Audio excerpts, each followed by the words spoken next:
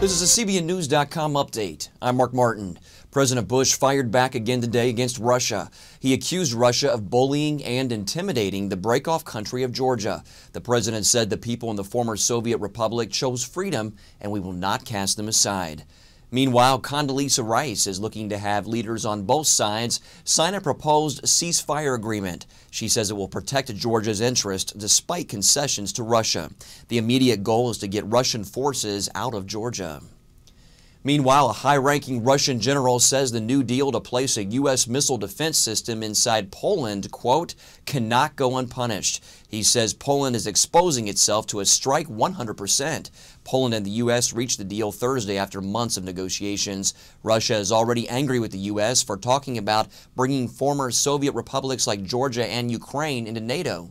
But U.S. officials say the missile system is needed to protect the U.S. and Europe from possible attacks by rogue states like Iran. Russia says the program is aimed at its own missile force.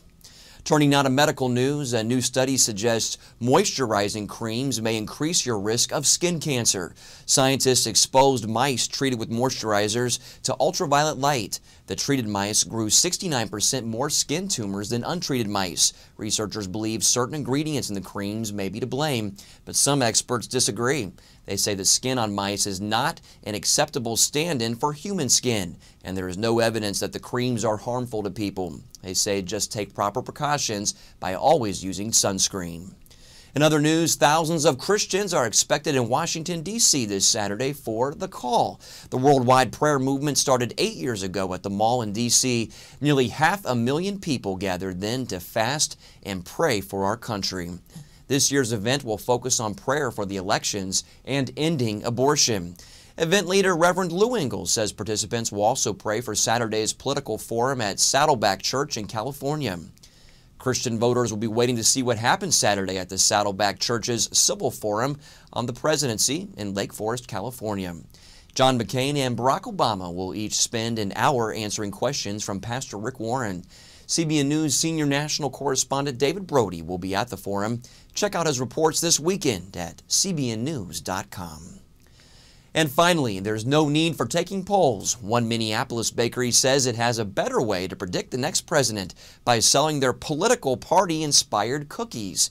They have Republican cookies complete with sprinkles and cookies for the Democrats that are equally adorned. Both sport a sugary symbol of their party.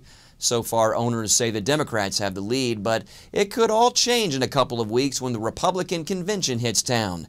Employees say it doesn't matter which cookie wins because it all adds up to sweet success. Coming up later today on CBN's News Watch, find out why parents in Germany are being persecuted for wanting to teach their kids at home.